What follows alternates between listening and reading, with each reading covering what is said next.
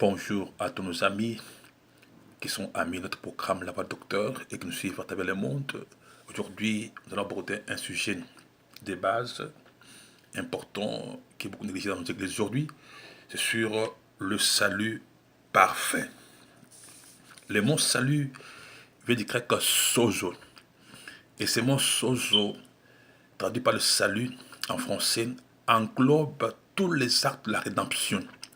Englobe le pardon de péché, la justification, la guérison divine, la santé, la sécurité, la glorification, la guérison, tout ce qui concerne la rédemption. C'est dans ces mots sozo. Le rachat du péché, dans ces mots sozo. C'est-à-dire,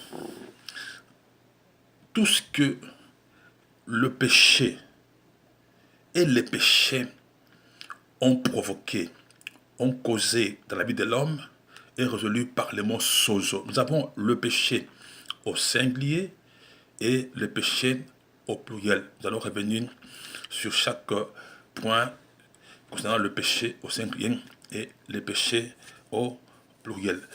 Nous revenons d'abord sur le péché au singulier. Le péché au singulier révèle la nature du péché. La Bible appelle ou qualifie du vieil homme en Romains 6, verset 6, du corps de la mort en Romains 7, 6 à 24. La nature pécheresse, qui appelle d'autres termes la nature d'Adam déchu, ou d'Adam déchu. Tout le monde naît avec cette nature, au corps du péché, au corps de la mort. C'est pourquoi la Bible dit en Romains 3, 23, que tous ont péché et sont privés de la gloire de Dieu.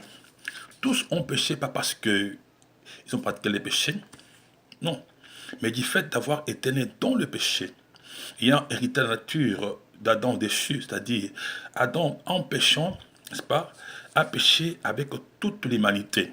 Là est bien dit clairement en Romains chapitre 5 verset 12, je cite, c'est pourquoi, comme par le seul homme, le péché au singulier est entré dans le monde et par le péché la mort et qu'ainsi la mort s'est étendue sur tous les hommes parce que tous ont péché. Romains 3, 23. C'est pourquoi il vient de dire que nous naissons avec le péché. Nous sommes des pécheurs nés et non pratiquants d'abord. D'abord pécheurs nés. Quand nous naissons avec cette nature, étant encore enfants, on paraît être innocent, sans péché. On paraît comme être saint.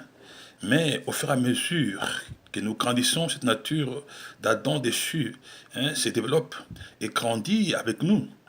Dès que nous atteignons l'âge de la maturité, l'âge de la conscience maintenant, et nous commençons à manifester maintenant les actes du péché et venons à pratiquer le péché. Certains manifestent la vie de la prostitution, d'autres la vie, le vol, d'autres les mensonges professionnels, d'autres adultère, tuerie, trahison, assassinat, la haine, la jalousie, toutes ces choses, n'est-ce pas?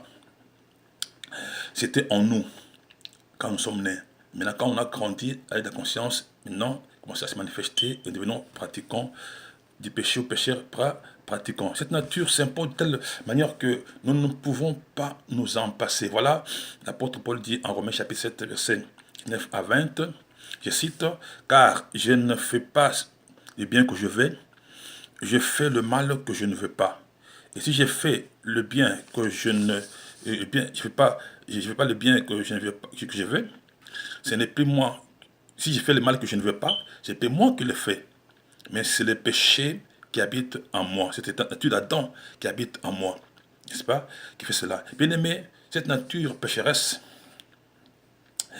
est tellement puissante en nous et que ça nous impose toujours à commettre le péché. Cette nature ne quittera pas par la prière ou par le jeûne. Non, non, non. C'est un problème sérieux. Ne quittera pas par le jeûne de prière. Nature, il y a un moyen que ça va quitter. Ce problème est résolu par la nouvelle naissance et non par la prière, le jeûne. La nouvelle naissance en Christ, puisque à cause de cette nature pécheresse, héritée d'Adam déchu, nous étions tous morts. et enterrés par le péché.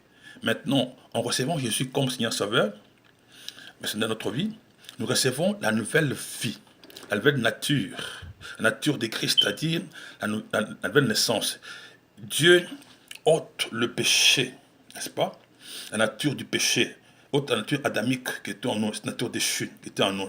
Jean chapitre 1, la Bible déclare, voici l'agneau de Dieu qui ôte le péché du monde. Christ est venu en tant qu'agneau pour ôter la nature du péché, la nature qui est dominée pour pratiquer le péché. Bien aimé, si tu n'es pas né de nouveau, le péché ne te quittera pas, cette nature ne te quittera jamais. Tu peux forcer, tu peux prier plusieurs fois, jeûner plusieurs fois, ça ne quittera jamais, n'est-ce pas? Et même si tu peux sembler être le meilleur fidèle d'une église, aussi longtemps que tu n'es pas encore né de nouveau, tu seras toujours un pécheur, mais fréquentons l'église. Voilà pourquoi aujourd'hui, dans nos églises, nous avons plus de croyants pécheurs ou de pécheurs croyants, si je peux dire cela, n'est-ce pas? Vous savez pourquoi? Parce que le message du salut par rapport au péché, le salut par rapport au péché, n'est-ce pas, est absent à 90% dans nos églises. Mais c'est le message de la prospérité, la guérison, l'élévation, le succès, n'est-ce pas, qui est plus présent dans nos églises aujourd'hui. Bien que tout ceci fait partie, tous ces points bien cités,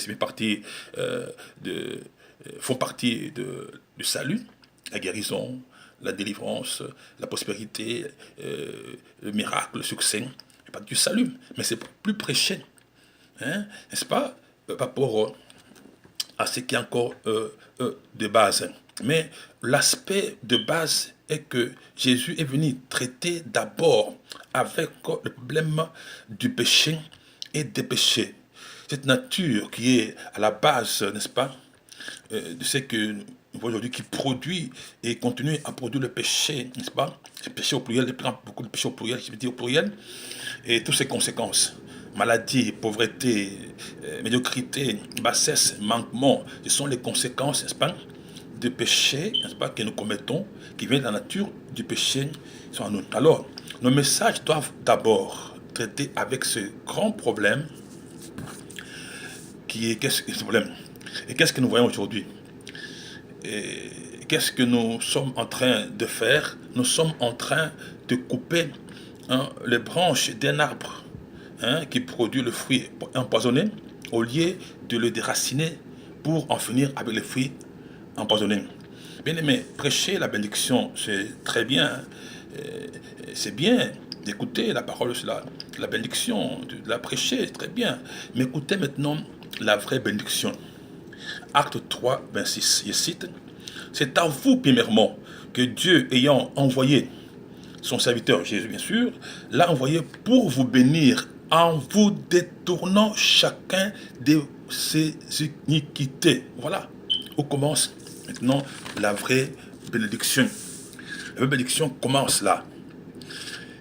Quelqu'un ne peut pas se détourner du péché, n'est-ce pas, si la nature, n'est-ce pas, du péché en lui a été ôtée. Personne ne peut se détourner des iniquités.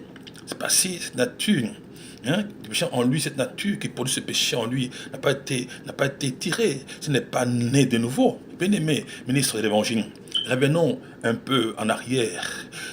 Nous sommes allés déjà plus loin, mais nous sommes en train de négliger le travail de fond. Que servira-t-il à quelqu'un béni avec beaucoup de milliards, mais aller en enfer? Sera-t-il quelqu'un qui a du succès dans son ministère et du succès dans sa vie, beaucoup de succès, mais aller en enfer?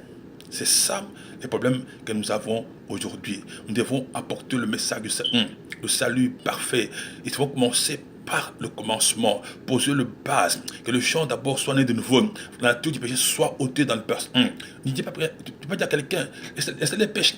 Mais comment il va laisser les péchés si la nature du péché qui est en lui, qui produit le péché, n'est pas encore ôtée? Il faut d'abord l'amener à savoir Jésus, qu'on est de nouveau, et dès que la personne est née de nouveau, la nature du péché est ôtée en lui, et il octroie la nouvelle naissance, la nouvelle vie, la vie de Christ, la vie de Dieu. Il devient nain de Dieu. Merci beaucoup pour les messages qu'il nous faudrait vraiment dans ce dernier temps, puisque nous devons par l'Église à l'enlèvement. Hein. La bénédiction n'est pas l'église à l'enlèvement, mais la perfection, la vie de Dieu, la sainteté, c'est qui prépare l'Église pour ce jour-là, qu'elle soit une vraie épouse que Jésus va venir chercher. Merci beaucoup et nous continuons à la prochaine.